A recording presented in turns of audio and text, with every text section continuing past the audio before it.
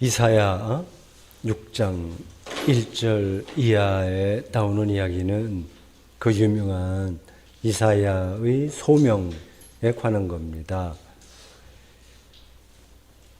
그 이야기가 아주 극단적인 은유 방식으로 서술되어 있어서 따라잡기가 좀 만만치는 않습니다. 동화, 환상적인 동화처럼 읽혀요. 이사야는 우시야 왕이 죽던 해에 이 환상을 보았다고 하네요. 우시야가 죽던 해가 기원전 739년입니다. 성전 안에서 본 어떤 특별한 환상입니다. 자그마치 지금부터 한 700, 800년 전이니까 상상하기 힘들죠. 그 당시에 성전이 어떻게 이제 구조가 어떤지를 좀 상상하기 힘들죠. 근데 거기서 뭔가를 느낀 겁니다. 남유다와 북이스라엘로 나라가 분열되어 있을 때인데 이사야는 남유다의 예루살렘에서 활동했어요.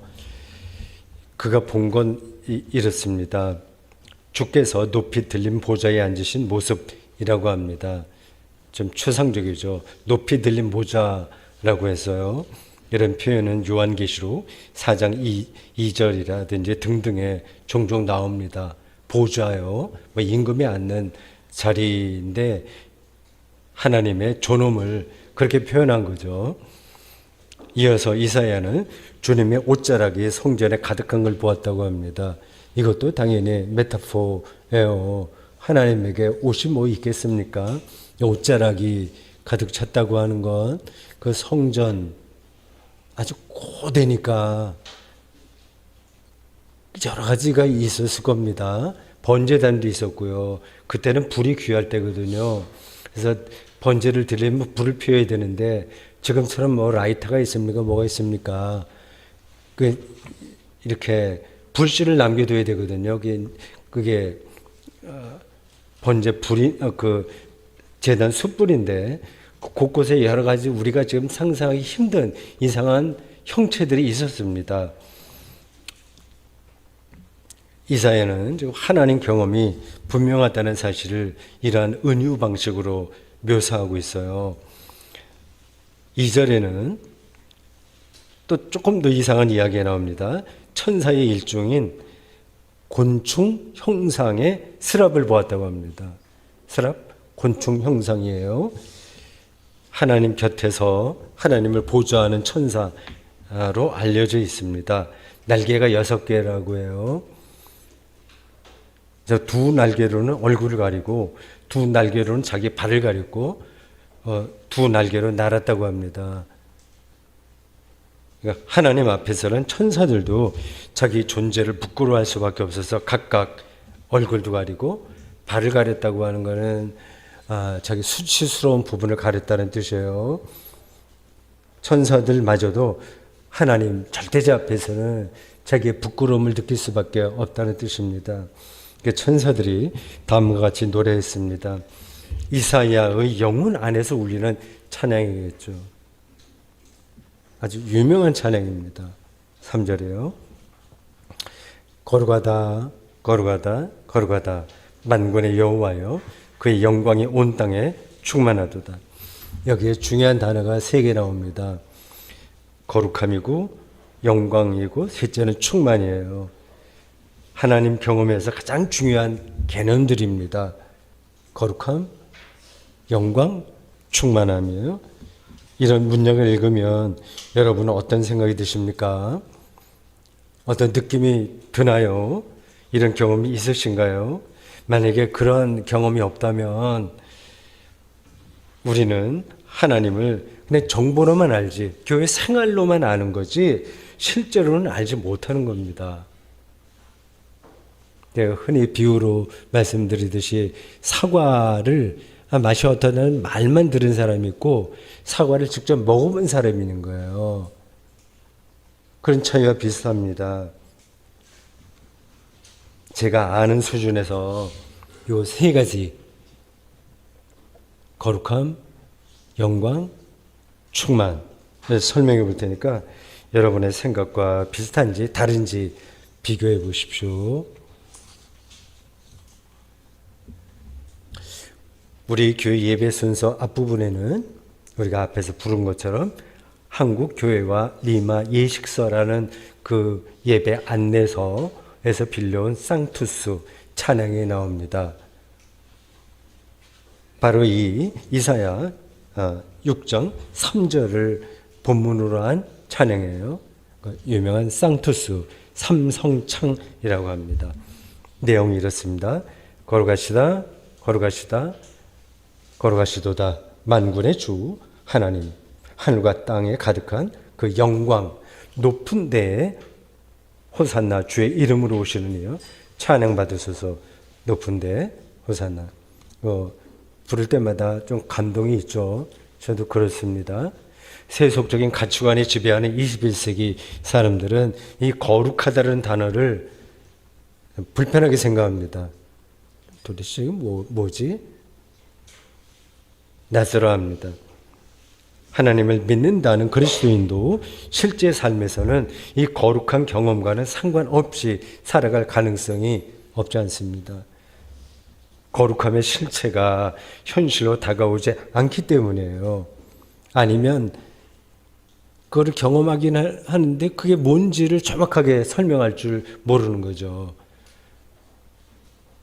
우리는 일상에서 그 다른 거를 현실로 느끼면서 합니다. 돈, 권력 이런 겁니다.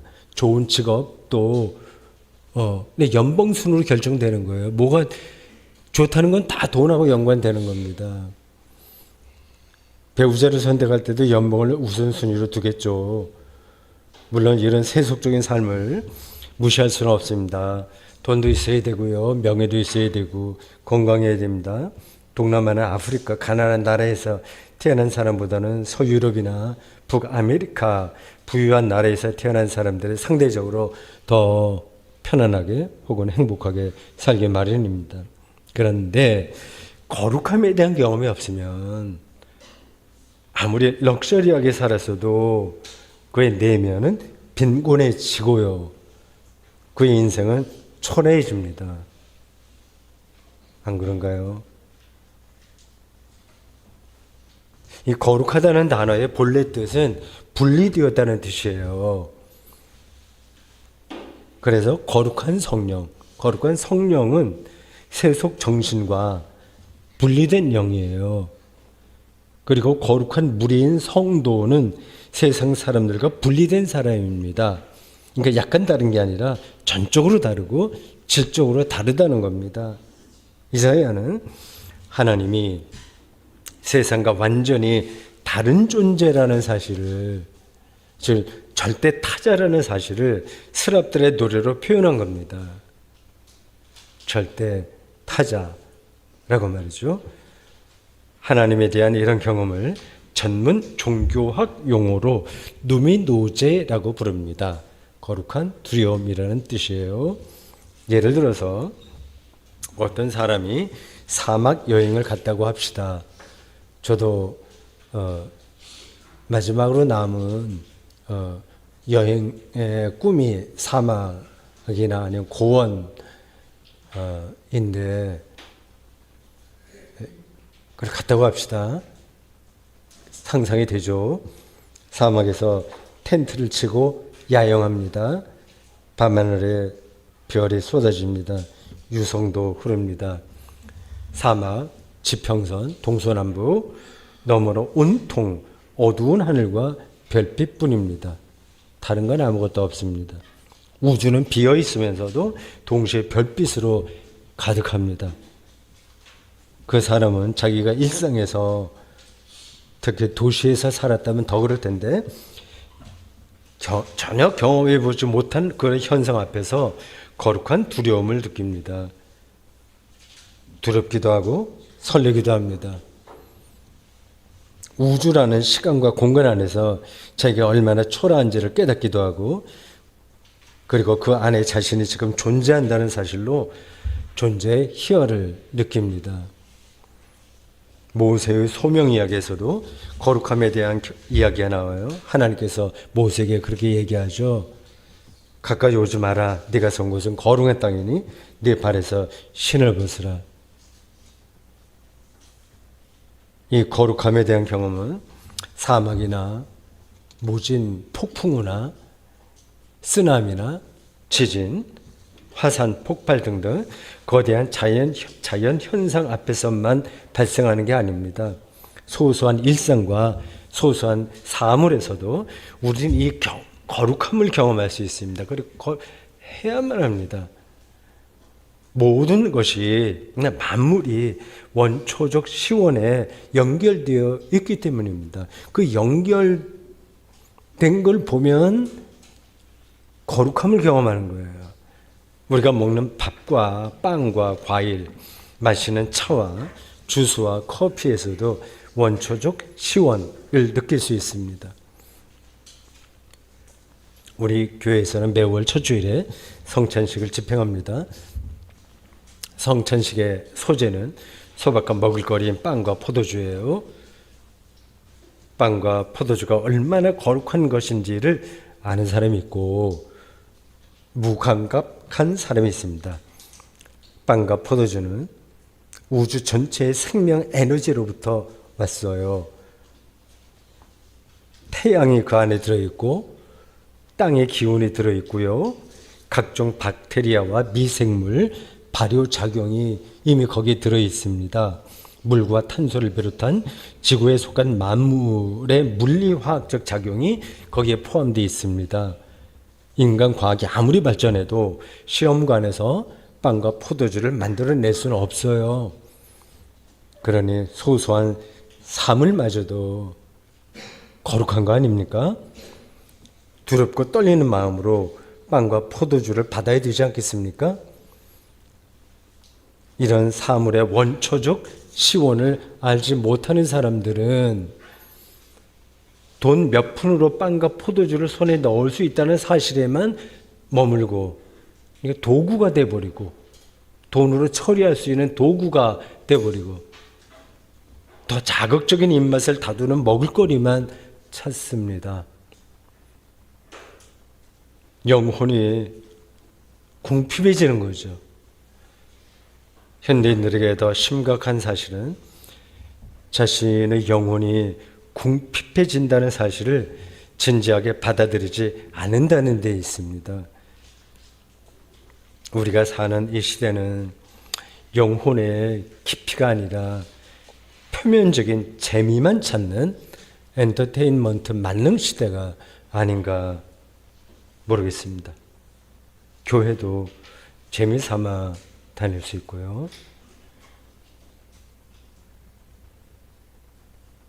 두 번째, 하나님의 영광은 하나님의 거룩하심과 직결되는 표현이에요. 하나님의 거룩하심을 알 때만, 그 원초적 시원을 알 때만 그의 영광이 눈에 들어오고요.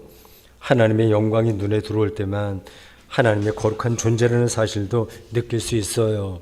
이건 억지로 가르쳐서 안 됩니다.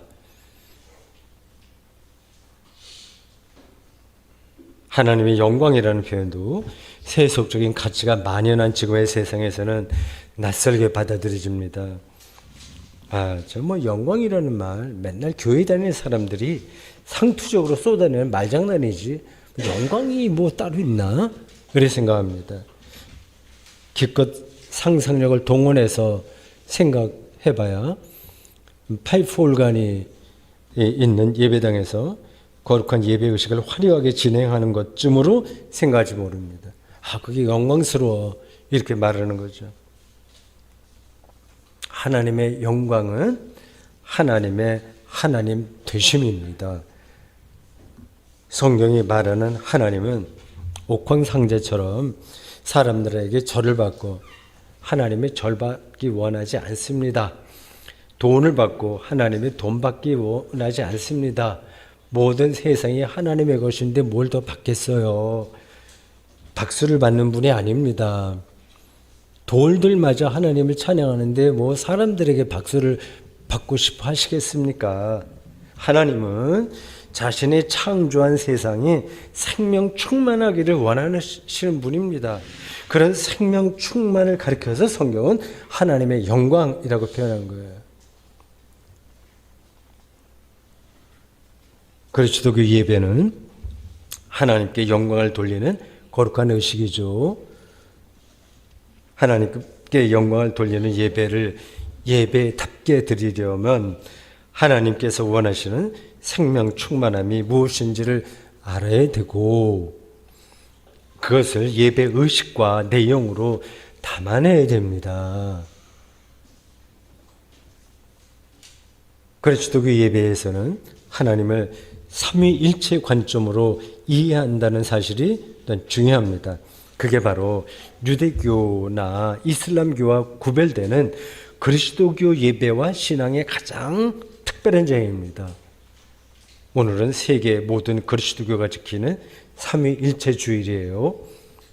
삼위일체의 하나님께 영광을 돌린다는 게 무슨 뜻일까요?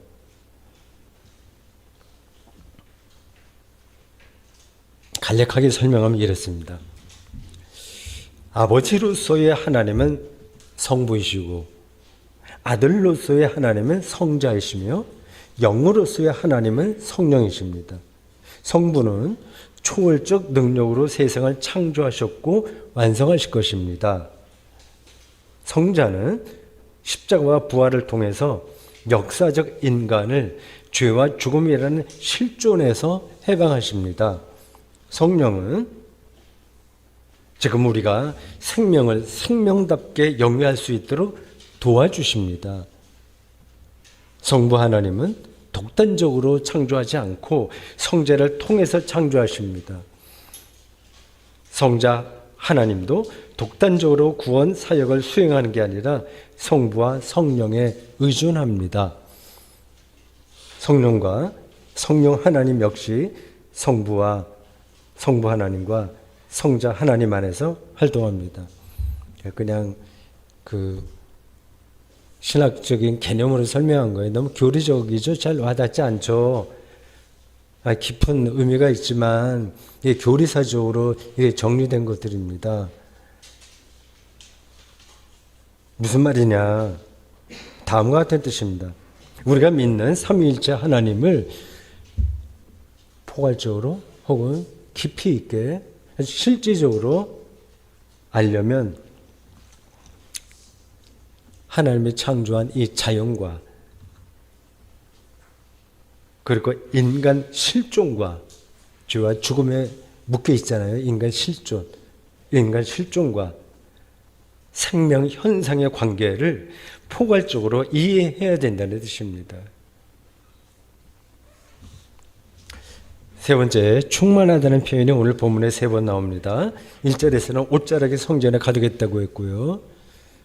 3절에서는 그의 영광이 온 땅에 충만했고 4절에서는 연기가 성전에 충만했다고 합니다. 아마 번제를 바치고 남은 연기가 성전 안에 있었을 거예요. 그런 현상을 보고 이 이사야는 어떤 특별한 영감에 사로잡힌 겁니다. 지금도 우리가 아주 오래된 교회당 안에 들어가면 어떤 특별한 느낌이 들곤 하듯이 말입니다. 이 특별한 경험, 일반 사람들에게는 그런 경험이, 그런 느낌이 한순간으로 끝나서 일상에는 별로 영향이 있지 못해요. 일상은 너무 바쁘게 돌아가니까. 그리고 직접 이익과 손해 이런 것들로 막 뒤범벅이 되어 있으니까 이런 어떤 충만하다고 하는 그 느끼는 순간에 모든 사람이 있거든요. 사실은요. 어렸을 때는 훨씬 더 많습니다. 아주 어렸을 때 여러분들이 다 그런 경험이 있을 거예요. 저 연배나 저보다 조금 밑에 연배들도 다 경험하겠지만 어렸을 때 다 놀고 지냈잖아요. 이렇게 학교 갔다 오면 무조건 놀지 않습니까? 놀다가 이렇게 저녁 노을이 질 때 그 아이들이 그건 특별한 경험을 합니다. 뭔가가 가득 차는 느낌을 하는 거예요. 그 어두워져도 집에 안 돌아가고 집에 따라서 밥 먹고 나서 또 밤에 놀고 특별한 경험들을 합니다. 근데 지금 이제 그런 경험들이 아이들에게도 없어요. 불행한 겁니다. 어떻게 보면 가장 중요한 경험은 다 놓치고 뭐 어려서부터 좋은 대학에 들어갈 그 준비만 하고 있지 않습니까? 일반 사람들에게도 그런 경험이 있긴 있는데 그냥 한순간으로 지나가 버립니다. 근데 이사야와 같이 종교적으로 뛰어난 사람들은 다른 거예요.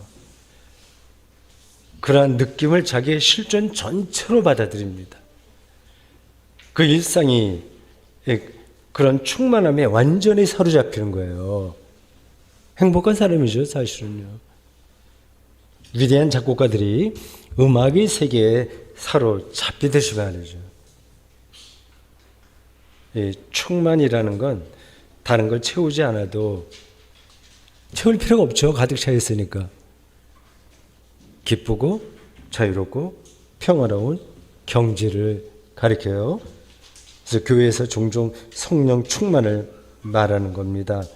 그러니까 한마디로 충만은 구원 상태죠. 하나님의 영광이 온 땅에 충만하다라는 이 스랍들의 찬송은 하나님을 통해서만 삶의 충만함이, 즉 온전한 구원이 가능하다는 뜻입니다. 세상 사람들은 또 이것도 말이 안 된다고 생각할 거예요. 그들은 충만을 하나님이 아니라 자기가 원하는 일들이 성취될 때 경험할 수 있다고 생각합니다. 죽을 때까지 그런 일을 찾습니다. 젊은 때는 돈과 배우자와 자식과 취미생활에 매달립니다. 그게 성취되면 만족감이 주어지잖아요.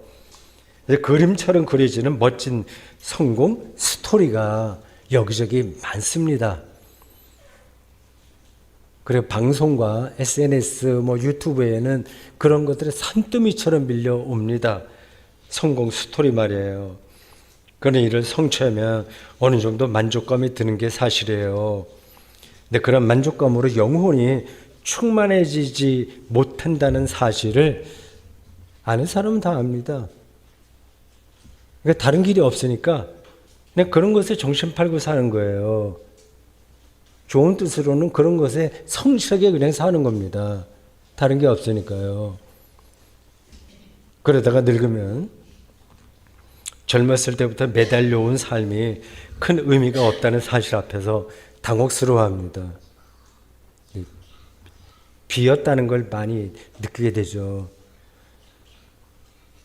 좀 거칠게 표현해서 자식 농사를 잘 짓거나 재산을 많이 남겨도 삶의 충만에 이르지 못하는 사실 앞에서 좌절하는 겁니다. 좌절하면 안 되니까 또 그걸 숨기죠. 아닌 것처럼 살죠. 그러나 다 좌절합니다. 죽는 순간 외로움으로 전율을 느낄 겁니다. 제가 인생을 너무 비관적으로만 보는 걸까요? 하나님 없어도 삶을 정말 충만하게 사는 사람들이 많다는 사실을 제가 외면하는 것일까요? 여러분의 판단에 맡기겠습니다.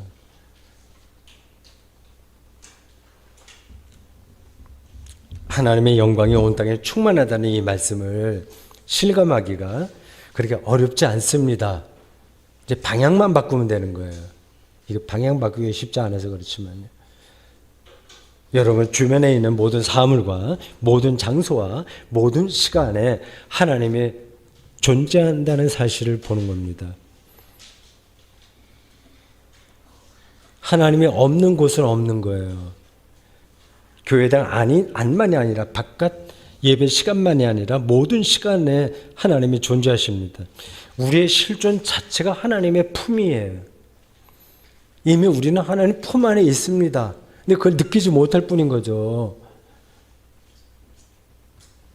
그분은 사랑의 능력자이시고, 그러니까 우리는 늘 사랑을 받고 있는 거예요. 그런데 사랑이 결핍된 것처럼 살죠. 창조의 영이십니다. 우리와 함께 하시는 분입니다. 그걸 일상의 경험으로 이렇게 설명할 수 있습니다. 우리가 길을 가다가 잡초를 보았다고 합시다. 거기서 하나님의 창조 능력을 볼 수 있습니다. 하나님이 어떤 분인지를 알면 만물이 거룩해 보이는 거예요. 병에 걸리고 사업이 망해도, 그리고 친구에게 배신당하고 이혼을 해도 하나님의 충만을 느낄 수 있냐 하고 질문하고 싶으신가요? 우리가 어린아이 같아서 다 파악하지 못할 뿐이지 사람들이 피하려는 그런 운명에서도 하나님의 영광과 하나님의 선하심은 줄어들지 않는다고 저는 믿습니다. 우리는 십자가에 처형당한 분을 하나님의 아들이요 그리스도로 믿는 사람들이니까요. 제가 지금 너무 공자왈처럼 설명하고 있는 중이니까요. 이것 말고 더 충실하고 충만한 인생이 있으면 저에게 알려주십시오. 하나님 안에서의 충만 말고 다른 것으로 충만한 삶이 있으면 알려주십시오. 실제로 인생살이에서 모두가 목말라하는 성공 신화를 만들어봤자 별거 아니라는 사실을 아는 분들은 다 알 겁니다.